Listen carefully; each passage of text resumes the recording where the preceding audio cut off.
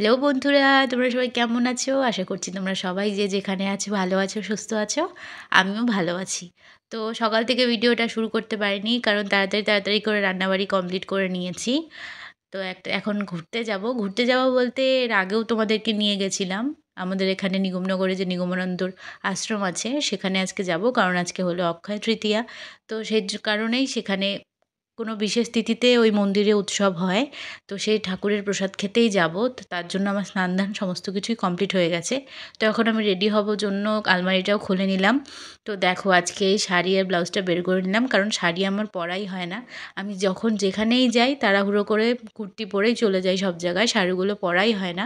তো এই শাড়িটা পরে মিশো হল ভিডিও শ্যুট করেছিলাম, তাই ভাবলাম আজকে এটা পরে যাই। তো শাড়িটা পরে কেমন লাগছে কমেন্ট করে জানিও। তো অত ভালো তো পরতে পারি না, কুচিটা নিজে নিজে দিয়েছি, তারপর আঁচলটা দিদিভাইকে গিয়ে বলেছি করে দে তো পিন। তো দিদিভাইয়ের কাছে করে আসলাম। চলো মুখে মানে একটু একটু কিছু তো মাখতে হবে না, এভাবে তো আর যাওয়া যাবে না।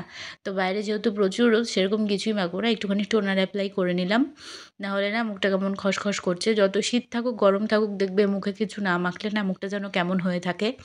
তো সেই কারণে একটু টোনার অ্যাপ্লাই করে নিলাম। ওটা মানে আজকে ঘষে ঘষেই মাখিয়ে নিয়েছি, কিছু করার নাই যেহেতু তাড়াহুড়া আছে। আর তোমাদের দাদাভাই পুরোপুরি রেডি হয়ে গেছে। তো আজকে শাড়ি পরলাম জন্য একটু বেশি সময় লাগলো, ঘুরতে পরলে আমার অত সময় লাগে না রেডি হতে। তো এই ক্রিমটা আমাকে ডাক্তার দিয়েছে, আমার মুখের মধ্যে জানি না কী হয়েছে, বড় বড় কেমন গোটার মতো।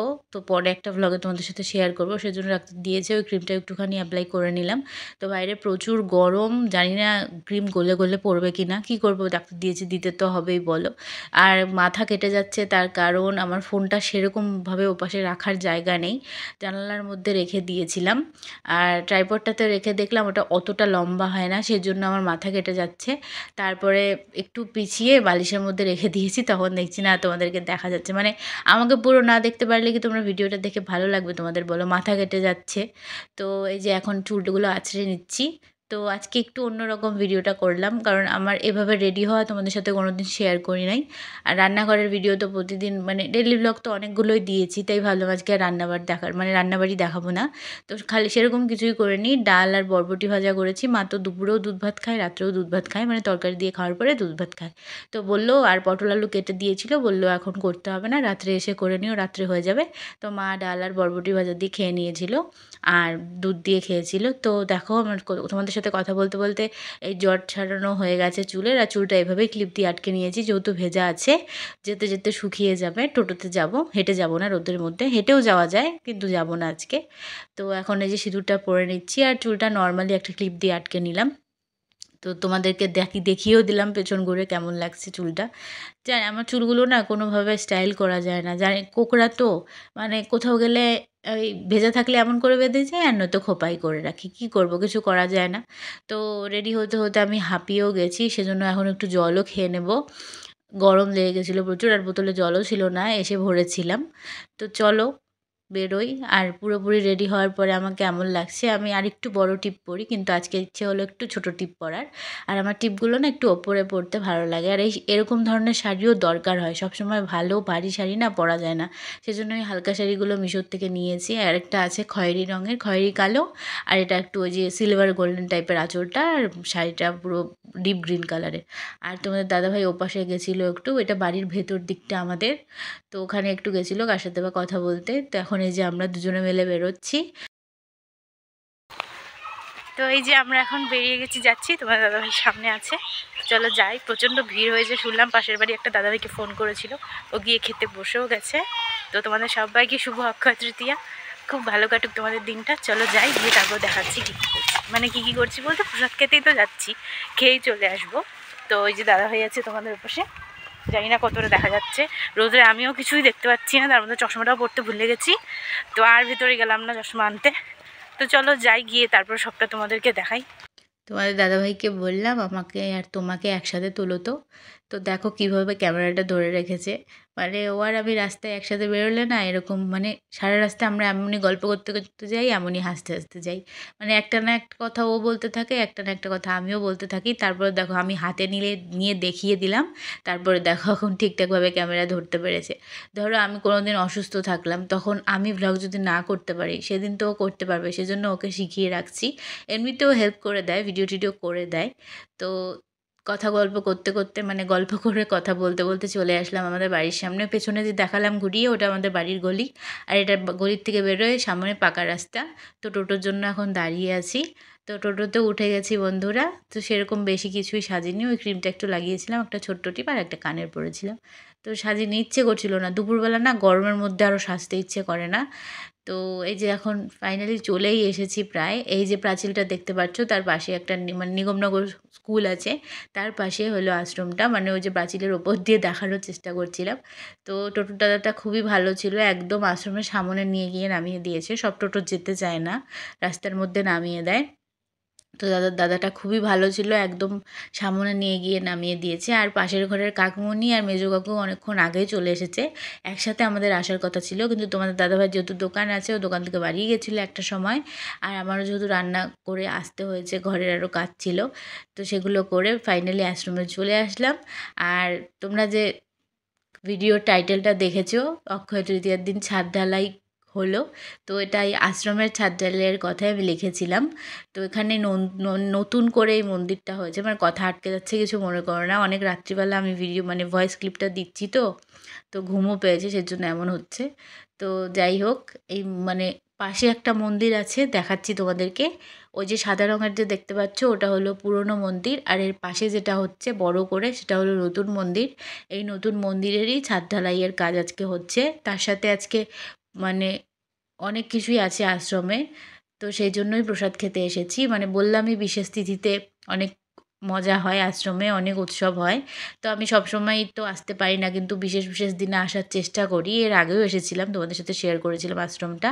আর কাজ হচ্ছে জন্য রাস্তায় একটু কাদা ছিল। আর এইদিকে শিব ঠাকুরের একটা মন্দির আছে, আর ভেতরে ভিড় আছে, প্রচুর ভিড় আছে। বাইরেটা একটু ফাঁকা ফাঁকা লাগছে দেখতে, জানি, কিন্তু ভেতরে ভিড় আছে। ওই যে কাকুমণি আর মেজো কাকু বসে আছে। তো ওখানে পাড়ারও একটা কাকু ছিল চেনা জানা, এই যে অনুপ কাকু, পেন দিয়ে যে লিখছে, ওটা আমাদের বাড়ির পাশেরই কাকু। আর তার পাশে যে গোলাপি জামা পরে মুখ মানে নাড়িয়ে নাড়িয়ে ঠাকুরের প্রসাদ খাচ্ছিল মেজু কাকু, হাসছিল আমাকে দেখে। আর এপাশে কাকিমণি বসেছিল। তারপরে আমরা একসাথেই খাওয়া দাওয়া করে একসাথেই এসেছি।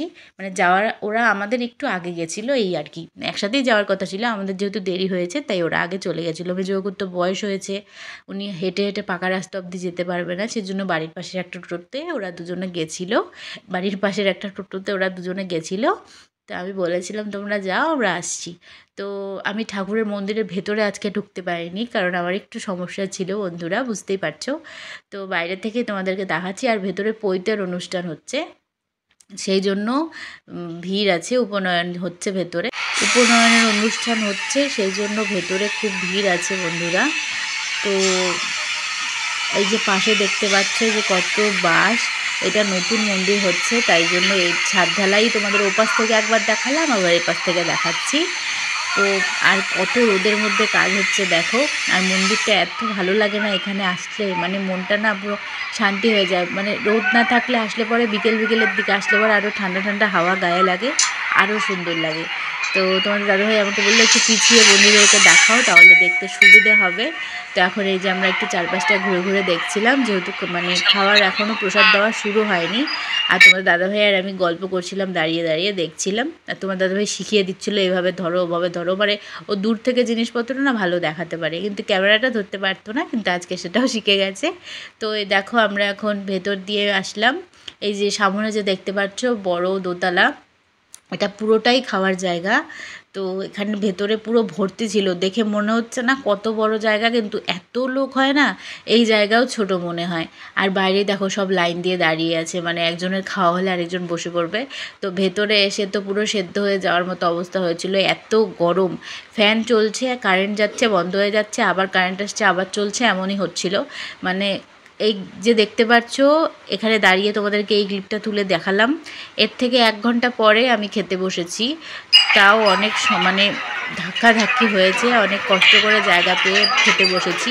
আর এখানে দেখো রান্না হচ্ছে কত বড় কড়াইতে, তাও মানে এত রান্না করেও কুলোতে পারছিল না, এত ভিড় হয়েছিল। প্রায় 3,500-4 হাজার মতো লোক খেয়েছিল।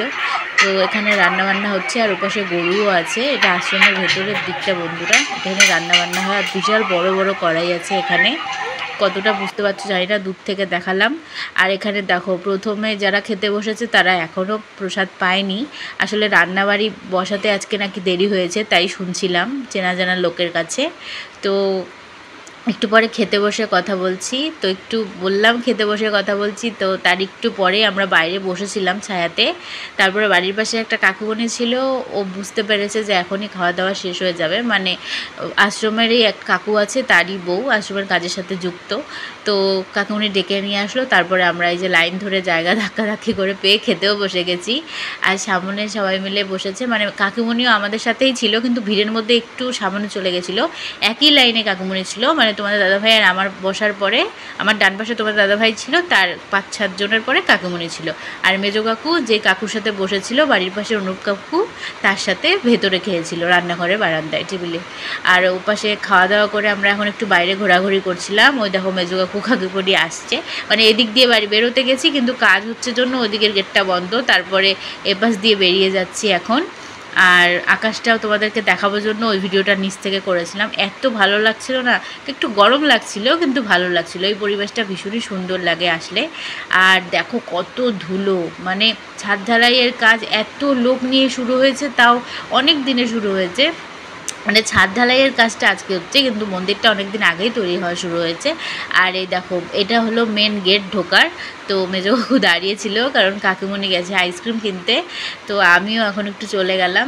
তো এই তো তারপরে প্রসাদ খেয়ে এই আইসক্রিম খেয়ে গল্প করতে করতে আমরা টোটোতে বাড়ি চলে এসেছিলাম। তো আজকের অক্ষয় তৃতীয়ার ব্লগটা এই পর্যন্তই ছিল। তোমাদের ভিডিওটা কেমন লাগলো অবশ্যই কমেন্ট করে জানিও, আর আমার ভিডিওটাকে অবশ্যই লাইক করে আমাকে অনেক অনেক ভালোবাসা দিও, আর চ্যানেলটা সাবস্ক্রাইব করে দিও। চলো টাটা বাই বাই, দেখা হবে নেক্সট ব্লগে।